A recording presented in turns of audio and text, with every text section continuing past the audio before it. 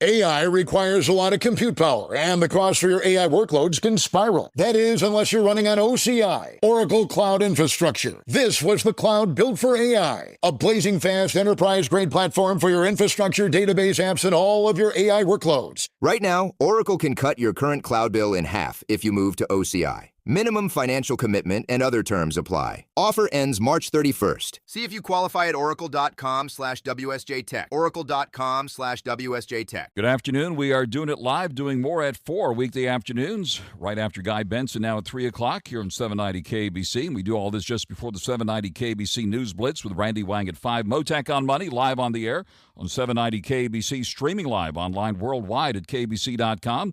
And the on-demand Mottek On Money podcast, KBC.com, Apple, iTunes, YouTube, and all of your favorite podcast platforms. Rough day for the stock market. We'll get to that in just a moment. First, the fallout from last month's devastating firestorms in Los Angeles continues. Today, Mayor Karen Bass fired the L.A. Fire Chief, Kristen Crowley, blaming her for mishandling the response to last month's deadly and devastating wildfires, which whipped through Pacific Palisades and other areas of the city. Mayor Bass was in Ghana, Africa, when the firestorm started, and the mayor today stated Chief Crowley had failed to warn her about an imminent fire risk.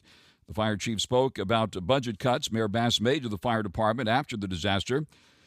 Joining us live now with a reaction to the latest news is Los Angeles business and civic leader and philanthropy leader Rick Caruso, developer of Palisades Village, among other top shopping destinations here in Southern California. Also leader of Steadfast LA, the effort to rebuild Los Angeles after that devastating firestorm. Rick Caruso, thank you very much for taking the call and give us your reaction to this latest news here today. Well, Frank, thanks for having me on, and hello to all your listeners. Listen, I think everybody in the region, I'm frankly shocked. Based on Mayor Bass's comments the last few days, when asked, what happened with the fires and were they prepared and all of the questions that were asked of her, she kept saying repeatedly that there needs to be an investigation and understand what happened. So I don't know how you fire somebody once you've committed to an investigation. What did she know that none of us knew and that she wouldn't tell us ahead of time? Or did she just fire somebody without, really knowing all the facts? But I'm very surprised. And I think the chief deserves her day in court. She's been with the department for decades. She's a career long employee of LA Fire Department. She seems to have had a glowing career. And again, I think with the mayor's judgment on this, it could be flawed. And we've seen a number of really bad judgment calls on her part, including not being prepared for these fires and leaving the country, and now how you're managing this. So it's very concerning, and I think it should be concerning for everybody. You have certainly put leadership in the spotlight in all of this. It looks like the mayor's own X, formerly known as Twitter feed, indicated the danger of the fires coming, and yet she still left the United States, left Los Angeles. What about all of that? And are you calling for some sort of additional investigation here on how this disaster unfolded? Well, Frank, your point is such a good point. I mean, to say the mayor said I wasn't aware of what was coming. I think all of us in the region, even around the country, I got calls from friends on the East Coast with the warnings of catastrophic, quote unquote, life-threatening winds. There was no way you could avoid knowing. And then to your point, she did post warning everybody. And on top of it, she had her chief deputy or her deputy mayor in charge of public safety. He's been out on leave because he's being investigated. So why didn't you have somebody else backfilling that spot to make sure nothing fell through the cracks? So it's frankly unbelievable that she didn't know. I don't know anybody that didn't know this was coming. And listen, I'm not going to call for an investigation. That's somebody else's job to do. This is not about politics. This is way bigger than politics. This is a serious problem we have in the leadership of our city that I worry is going to impact the rebuilding in the Palisades. I was out at Altadena this morning. The county is way ahead of the city, like months ahead of the city on the cleanup. There's no excuse for that. Mayor Bass saying that we're ahead of the schedule. I think that's impossible, Frank, because has anybody even seen a schedule? I haven't. So I don't know how you can be ahead of schedule when you haven't even produced a schedule. So there's a lot of tough questions to ask, and I hope the best, but I'm concerned. On there live with Rick Caruso, and you're getting national attention, international attention, as a matter of fact, for leading the effort here now to rebuild the Palisades and other areas of Los Angeles devastated by the firestorm. Steadfast LA, you made the announcement here first on this program weeks ago, and now it's getting a lot of attention. Tell us how this effort is evolving. You know, Frank, so here's the good news, because I like good news. Yes, Steadfast LA is, you talked about, we announced 2 weeks ago. This week we announced we're giving away for free 100 homes to impacted residents who are underinsured, elderly, unable to rebuild, which will get them back in their communities very quickly. And then we have a whole host of initiatives. We spent hours yesterday with all of our thought leaders from Parsons, Esri, CBRE, JP Morgan, Amazon, some of the smartest people in and around the city, solving problems to bend the curve, to expedite getting people safely and quickly back into their homes. And I'm excited about all the initiatives we have going, and it's going to make a huge difference. We're going to give these plans to the city at no cost. Everybody's donating their time. And then hold the city and the county and the state and the federal government feet to the fire to get a lot of things done. Undergrounding the power lines, upgrading the hydrants, redoing the water mains so we don't have the same problems, upgrading communication systems with technology for the next 100 years, expediting how you do plan approvals and check your plans, doing an AI model that will do plan check for you so your plan check comes out in a matter of hours rather than a matter of weeks or months.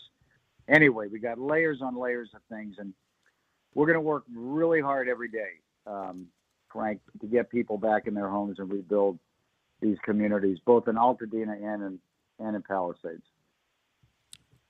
On there live with Rick Caruso, how can other businesses and individuals help in this effort? Well, one way is to go on to steadfastla.com. You can sign up if you want to donate your time and your talent.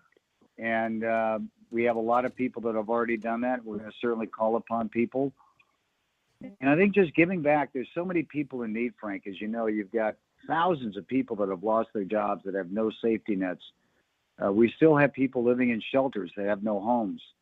And we have small businesses that have been decimated. And I would also remind everybody, you know, LA is open for business. Business since the fires has been down. I think people feel bad about going out or celebrating, but the reality is go to your local restaurant and support your local businesses. And we got beautiful weather this weekend, and get out there and enjoy our great city. And there's a lot of good people working hard, and we'll bounce back. But we need everybody to help our economy too. And the whole city's turning to you for inspiration, and greatly appreciate your leadership. Palisades Village, you paid attention to the weather reports and the fire danger. And what is the situation there now at Palisades Village? Well, we're cleaning it up and polishing it up. It survived because of the great efforts of a number of the really smart people here at the company. Banyan Hutter is on the top of that list, that is the head of the rapid response team that saved the village and saved a number of businesses and homes around us. So we're very happy with that. And we're going to get reopened because we want to be a beacon of hope that the Palisades is coming back as it will. And as soon as the area gets cleaned up around us, we're going to get those businesses opened again, which, you know, the small businesses around us up and down the street are eager for that too. And I'm excited about that. So hopefully in a short time we'll be reopened. And it appears Mayor Bass has a vision of rebuilding under Steve Soboroff. We saw that report that he was going to get $500,000 for 3 months' work, and apparently he's now doing it for free. What do you think of what's going on that front? And is there any cooperation there between you and Steve Soboroff? Yeah, we're going to cooperate with everybody. I mean, this is too big for politics or anything else. I mean, I want to do just what's right for the residents of LA and the city that, I care about so much, and the community that I care about so much. And frankly, that has been so good to us as a family. And I was on a Zoom today with Steve for an hour on coordinating things. So we're going to work with everybody. I think the contract issue, again, just shows lack of judgment on part of Bass, not being able to manage a pretty simple thing. And I think people deserve to get paid for their efforts. The rate that he was getting paid, I think, was far too excessive. But, I think Steve deserves to get paid if he wants to get paid, a reasonable rate. But, we're going to focus on things that matter and get people back into their homes and not worry about all this, frankly, amateur hour stuff that's happening at the city right now, because that's not moving the needle forward. It's actually preventing things from getting done. Anyone who's been to the Grove or Pacific Palisades Village or Americana Brand knows how much love is put into your properties. And are you looking forward to pouring that love into all of the Palisades and throughout the city with your loving care and the way you put things together? Well, I've enjoyed serving the city, Frank, as you know, for 40 years, literally 40 years under 3 mayors. And so I will do whatever I can to help this great city and the people of the city. And we're doing it. And we're going to work hard until people see their community come back and then continue to be hopefully a very positive force in the community. And there's so many other people, I get a lot of notoriety because I've got the ability to be invited by you and others on there and get airtime, but there's thousands of people that are really leaning in, trying to make a difference. And I just want to thank everybody who's volunteering and giving so much of their time to help people, because people are hurting out there. They've lost their homes. They've lost their community. And so many people don't have the financial resources, and they're struggling and they're scared, and they've got their kids that have been dislocated from their schools. Everything that represented a way to celebrate community in Altadena and the Palisades gone. Your churches, your synagogues, your rec centers, your parks, your schools, all gone. So there's a dramatic impact on people's lives. And we need to be mindful of that, pray for them, but also work hard to get the community back for them. Rick Caruso, I know you're pressed for time, so thank you very much for coming to the line on all of this. We'll keep an open line to you. Thank you for your leadership in the business world and in all matters involving civic matters, as well as philanthropy, certainly. And I'm going to tell people more about the news release regarding Samara, the prefab home builder that is now in partnership with Steadfast LA. And I'll let you get on to your important work. And thank you very much for joining us here live this afternoon. Look forward to speaking with you again very, very soon. Thank you, Frank. And LA is open for business, like I said, and the Palisades will be back. And thank you for the time, Frank. Godspeed, Rick Caruso and family. Live with us here on Mottek On Money on 790 KABC. As Rick Caruso mentioned, his initiative, Steadfast LA, has launched a first nonprofit rebuild initiative, expanding housing choices in partnership with a company called Samara to help build the LA wildfire victims return to their properties with the factory-built homes. The effort here, part of the Steadfast LA effort, and you can go to Steadfast LA website. The nonprofit started by Rick Caruso to accelerate the rebuilding of Los Angeles. The area is ravaged by the firestorms, and to get families back to their lives with private sector solutions. Looks like they've partnered with the company Samara to donate prefab homes for people who face devastating circumstances after the wildfires, as he mentioned. This initiative taking place under the Steadfast LA Rebuilding pillar and focusing on expanding housing choices. The organization's first, and is designed to allow homeowners who lost everything to remain in their communities at no cost. As Rick Caruso mentioned, the homes will be directed to low-income homeowners in Altadena and the Palisades who lost homes in the wildfires and lacked the economic resources to rebuild. The homes will be 100% funded through Steadfast LA Foundation. This is a newly established charitable organization that's affiliated with Steadfast LA and designed to accept donations to support initiatives such as the one that was just described. Now, Steadfast LA Foundation plans to announce a collaboration with an independent organization that will administer and facilitate the eligibility, building, and installation process between fire survivors and Samara in the coming weeks. We just heard directly from Rick Caruso, who's heading up this effort. Steadfast LA, founded and led by Rick Caruso. And we'll keep an open line to Rick Caruso. The website, by the way, is steadfastla.com, where you can get more information about the organization, to support it, and even volunteer. And, of course, businesses can also get involved with this effort. The group aims to accelerate the rebuilding process with efficiency and innovation by bringing together top business leaders, bold ideas, and effective solutions to get things done right and fast. We appreciate having Rick Caruso on with us live here, as we always do here, and I look forward to our next conversation. Rick Caruso, of course, leading business leader here, as well as civic leader and leading philanthropist, including many homeless charities as well, including the Union Rescue Mission. We look forward to speaking with him coming up on the program here on 790 KABC. The Just Help One radio show and podcast that started last night and will be on every Thursday night here on 790 KABC. We'll be doing that again next Thursday at 6 p.m. And stay tuned. Right now, we want to get out to the freeways here on 790 KABC. Mottek On Money continues here on 790 KABC. Good afternoon. Rough day for the stock market today, with the Dow seeing its biggest weekly drop since last October. Investors taking in the latest consumer confidence reading, showing consumer confidence has soured recently. Among other things, the Dow down 749 points today, settling at 43,428. The S&P 500, which hit record highs earlier in the week, dropped 104 points, settling at 6,013. And the NASDAQ down more than 400 points to settle at 19,524. Looks like the Dow has now wiped out all of the post-inauguration gains. A survey from the University of Michigan, the authoritative Consumer Confidence Survey, found that consumer confidence dropped and consumers have increased their inflation expectations due to tariff worries. Other economic reports released today raised concerns over a decline in the services sector of the economy for the month of February. For the week, we see the Dow down 2.5%, the S&P 500 down 1.7%, and the NASDAQ down 2.5%. The Dow seeing its worst weekly drop since the stretch ending October 25th.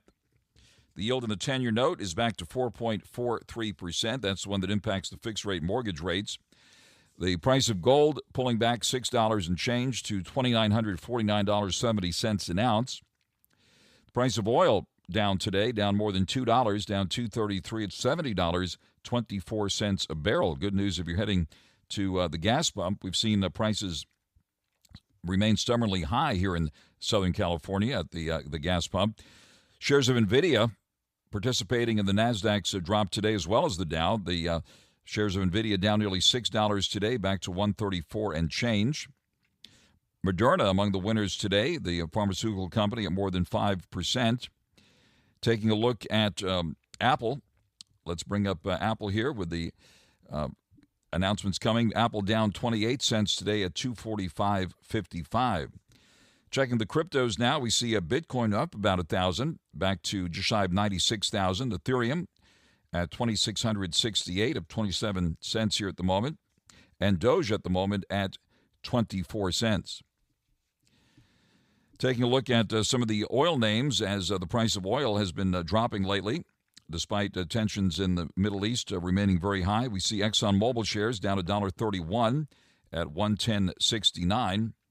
And Occidental Petroleum, one of Warren Buffett's favorites, pulling back $1.67 today at $50.42 a share. And now the latest news on 790 KABC. Mottek On Money continues on 790 KABC. Government spending coming under intense scrutiny these days under the just 1-month-old second Trump administration. The effort led by President Trump's new BFF, Elon Musk, Doge, making a big impact. Also, if Elon Musk's target of $2 trillion in spending cuts is achieved by next year, are Americans going to get maybe a dividend check of about $5,000? That idea has been floated.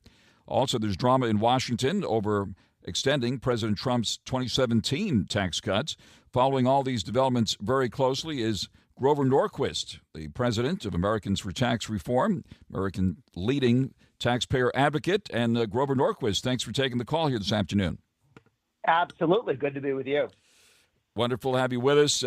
So much happening hour by hour here. We're just about a month or so into the second Trump administration, and a lot of big news on a daily basis here, especially on the tax front.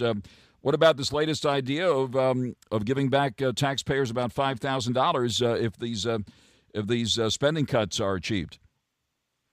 Well, you in effect do that when you make the savings and they don't raise taxes. Remember, right now, Congress and previous administrations got us so far in debt that we owe a great deal of money, and we're running deficits of more than $1 trillion. So if we can save $1 trillion a year, and we can over time, I don't know how quickly, but we can certainly bring it down. It was $2 trillion less a year before Biden. So yes, you can do that. We have done that in the past. I think the key thing is keep taking the spending down and the regulations down. And you're quite right. We will get a dividend, which is a reward because you don't have to print the money to pay for things that you're not doing. And that brings inflation down, and then you don't have to raise taxes to go pay for it now or later. So we get a dividend every time they say, you know what, we used to spend money on that. We're not going to do that anymore. Give us an update on what's happening there with so many fast-moving developments, this spending blueprint that the Senate considered this week, and where things stand now with the extending the Trump tax cuts from 2017. No, it looks good. I mean, I always thought it would happen, but there was some concern. People said, oh, let's do two bills, and the first bill would be the border, and then it was going to be the first bill would be the border and defense, and then it was going to be the first bill would be border, defense, and energy. So when you start getting into two bills, everybody wants to be in the first bill, and it was not speeding things up. It was slowing things down. The president came out loud and clear. One bill, put it all in one bill and get it done ASAP. So that really shuts down. There were some people on his staff who came up with the two bill theory. They weren't paying attention to what the president wanted, and they kept pushing it long after the president told them to knock it off. So he needs some downsizing there, perhaps, in terms of staff that aren't listening to him and playing their own stuff. That said, the president said, look, we're going to do one bill, one big, beautiful bill, a lot of spending restraint, taking the tax cuts that passed in 2017, making them good, not for 10 years, but out into infinity. And you do that by saying what we're extrapolating from is not present law, but present policy. Present policy is almost all the Trump tax cuts are still in place. Present laws, they all disappear at the end of this year. Well, then you have to climb back out of this $5 trillion a decade tax increase that would create. So it is very important, and the Senate has said, we're not even looking at a bill that doesn't make it permanent. That means you work off of present policy, which is very good and gives businessmen and women stability. You know what's going to happen, not just this year, next year, but the year after that, and the year after that, and the year after that. And 40 years from now, you know that the taxes are not going to jump up because you'd hit some date and the tax cuts disappear. Hugely helpful, hugely helpful. There's still, because we don't know what's happening on tariffs, there's a lot of up and down in terms of thinking about the future. When we have certainty on tariffs, that will get better. And certainly when we say, here's the tax cut and here's what it looks like for the next 50 years, that will be a huge, huge help in letting people plan for the future. All right. What's the outlook on Social Security at this point? Social Security and Medicare both have people put in money for it and expect to get money back. The challenge is that they're not structured as sustainable pieces of legislation. They promise a lot more money than they take in taxes. So that causes a problem. And the other challenge is, if everyone just took their FICA taxes, their Social Security taxes, and put them in a 401k all their lives, the average person would have $1 million in the bank and could live off the interest when they retired. the Social Security makes us poorer. I know this is no fun to hear from people who are, getting ready to collect Social Security, but the present structure was, isn't set up to work, and it hasn't worked very well. We just keep raising taxes and raising taxes and raising taxes to make that happen. But that means the return on your FICA taxes, on your Social Security taxes, get weaker and weaker and weaker. So long term, we need more people to have 401ks and IRAs. You can't count on Social Security being there because it's not designed to be. Complain to Franklin Delano Roosevelt. He pulled this stuff. It wasn't designed to be sustainable, and it's not. But it's not going to be fixed anytime soon, and it's also not falling apart anytime soon. But it is long-term something that we need to rethink, and every individual needs to have a 401k or an IRA and work on a real pension, not a Social Security check, but a real pension where you save the money, a defined contribution pension where you save money and live off your life savings. It's been a while since Social Security really got a good makeover here. Remember back in the 80s, I believe it was Claude Pepper with the House Ways and Means Committee said that we want to make Social Security safe, sovereign, and secure for the next 75 years. And I don't think anything's been done since those days, or has it? What is the outlook now for Social Security and when it might run out of money? Well, what they did, it's out of money now, but there's not money being stored. Your Social Security checks, your Social Security taxes that you pay now, next week they get sent to your grandparents, and there's nothing there for you. There is no savings being done for you and your children. You put in money now that you think is being saved for your retirement, but it's actually going out the door for somebody who's already retired almost immediately. So it is a difficult challenge. It's not going to fall apart anytime soon, but we do need to increase people's savings in 401ks, IRAs, defined contribution pensions. The military has gone over to that. A lot of the federal government has gone over to that. Even Utah, all new hires in Utah starting about 10 years ago have a defined contribution pension of 401k. So they're saving real money so that when they either change jobs, they take that with them, or when they retire, they take it with them. So they never get cheated at the end of the day.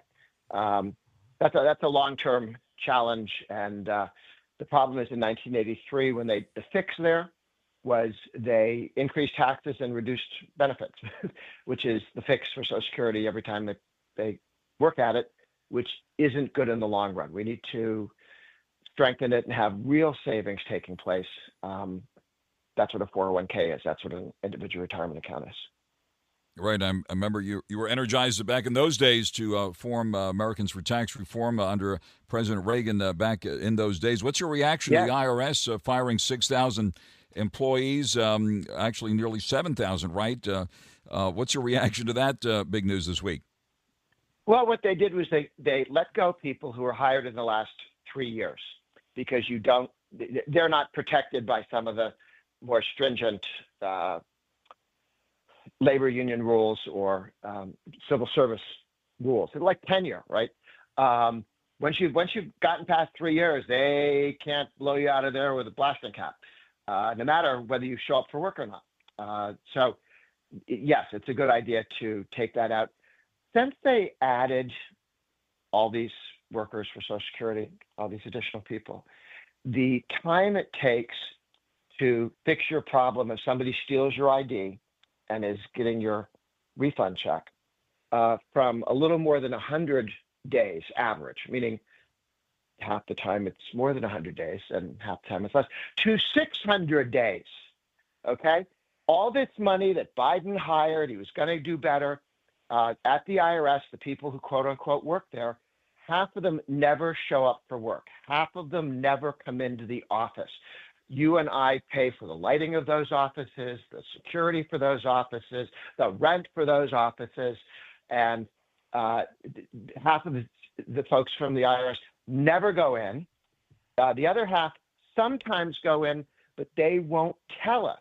Talk about the nerve of these guys to act like they're the bosses, like, we work for them. Well, I guess we sort of do. But instead of saying, you taxpayers, we want you to know how we're spending your money. They say, you have no right to know whether we show up in the office or not.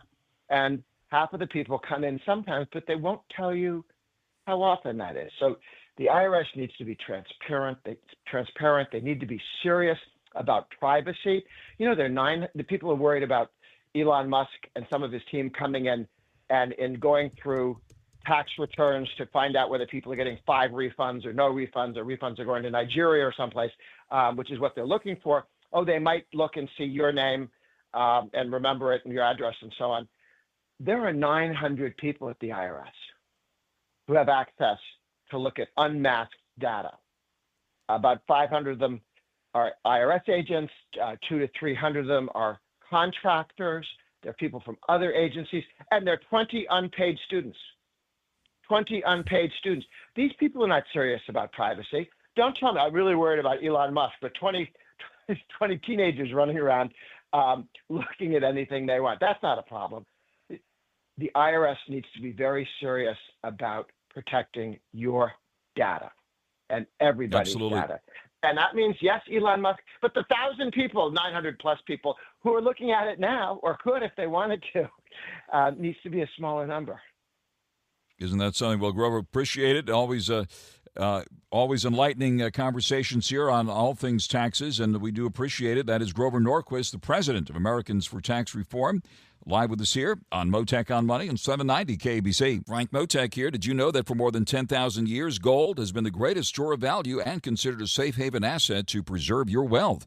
Well, now with the U.S. debt at more than $36 trillion and climbing, a possible recession on the horizon, and the development of the digital dollar, central bank digital currency, it's more critical now than ever before to safeguard your assets like your cash savings and retirement accounts with physical gold. Opening a gold IRA is one of the best ways to secure your wealth and create a stable financial future. Stop worrying about your retirement in the markets and cash savings in the bank. Feel confident, prepared, and in control with physical gold and silver. Give Joe Morgan a call at 1-800-753-8534. Mention Frank Mottek, and you could get $1,000 worth of silver with a qualifying purchase. Call now, 1-800-753-8534, or visit UnitedGoldGroup.com. Mottek On Money continues here in 790 KABC. Good afternoon. Gold hovering at or near record highs. More consumers thinking about gold and other precious metals these days and turning to the Better Business Bureau for guidance. And joining us live now is Steve McFarland, the president and CEO of the Better Business Bureau of Los Angeles and Silicon Valley. Steve McFarland, thank you very much for coming to the line here this afternoon. Hey, Frank, thanks for having me back on your show. Much appreciated. It's always an honor to be on your show. Appreciate it. I know you have a heart of gold, and a lot of people asking you about gold these days, and big subject of discussion. Tell us about what you see happening out there with consumers renewing their interest in gold and other precious metals. Always in the news. Gold lately has been a hot topic on a lot of the talk shows, radio and TV. So the BBB a few weeks ago, we produced a video on the precious metals industry because we're getting so much input and communication from consumers that are confused on how the industry works. There's a lot of sales aggressive tactics going on. There are more precious metal competitors ever right now. And the message, we all hear on the radio and TV is to diversify your portfolio, hedge inflation. Gold is at, today maybe about $2,900 an ounce. And some forecasters, I think Wall Street Journal yesterday said, it's going to be about $3,100 at the end of this year. We'll see. We don't really know. But, we found out that the consumers need to learn more before they dive into this market and learn to understand the terminology better. So we produced a video. You can see this video at bit.ly, bit.ly, /BBB Gold. One more time, bit.ly/BBB Gold. I'll mention it again a little bit later on. We've already got over 40,000 hits on this video. And what's in this video is experts, local experts from accredited BBB dealers. They're all based in the LA area. We have Kevin Demerit from Lear Capital, Marin Alexoff from Rosalind Capital and Sanford Mann from American Hartford Gold, all the CEOs super knowledgeable about the industry to give you some guidance in this video. You know, why is the industry, gold, precious metals, and jewelry in the LA area? I don't really know. We know that commodities and mercantile in Chicago, we got the financial markets in New York, and they just, you know, we're not New York, we're not Chicago, we're LA. And that's kind of like why these companies are here, and we're fortunate to have these good dealers. There are many good dealers, by the way, but we just chose these folks because they have very good firms, long-standing, and they'll work with you in case there's problems, and they're all here based in LA. Now, some of the takeaways in this video are you can learn more about the terminology. That is the products that are in the area, like bars versus coins, and which one might interest you. There's some red flags to look out for with some, some imposters that are trying to sell you products quickly and take your money without explaining additional costs, and a host of other topics. So the biggest tip and takeaway, Frank, from these experts is do your research. It's the number one thing. Before you get into the precious market area, do your research. You can make sure you get everything in writing. You can research on bbb.org. Everything that we have is for free. You can also look online for references. And I just want to say one more time to look at that video, bit.ly/BBB Gold is where you can find a lot of good information on the industry. On the air live with Steve McFarland, the president of the Better Business Bureau for Los Angeles, as well as Silicon Valley. Certainly you hit on the right topic here with gold still hovering near its all-time high after achieving a record high this year. Right now, you're right, it's at $2,949.70 an ounce, down to $6.40 on the day here today. And certainly, are you hearing from consumers increasingly about precious metals investing now that gold is getting so much attention? Yeah, some of the complaints and comments that we have from consumers, about certain brokers not returning their calls. And then, of course, the refund period, that 10-day period expired, and now they have no recourse. They don't understand that you need to read the fine print, understand the industry a little bit more, know what the transactions are in the fine print. Buyback. We'll buy back your gold is a common mention from certain brokers. Well, you need to find out about this. David was a consumer in LA. The gold broker promised they would buy back his coins, but he didn't read the terms too well, and he lost $2,000 on a $5,000 investment. So you need to be careful. On liquidation fees, read the fine print on termination, read the fine print on buyback so that you don't become a victim to one of these imposters. Steve McFarland, thank you very much. And again, it was an honor to be part of that production there of that important symposium on precious metals with you and the others there. And we encourage everyone to check it out. Steve McFarland, the president of the Better Business Bureau for Los Angeles as well as Silicon Valley. Look forward to many more conversations on this and other consumer matters. Steve, thank you very much for joining us live here this afternoon. Bravo TV star Lala Kent holds nothing back. When someone tries to get hyphy with me, you match energy. I do match, and it's all your fault. Yes. Get to know the TV personality. It is one specific storyline that lasts 14 weeks plus a couple reunions, and then you move on. And the mom. My parenting, and actually Ocean really likes this. Would you like a cookie? And some Taylor Swift. Shake it off. Give them Lala. Follow and listen on your favorite platform.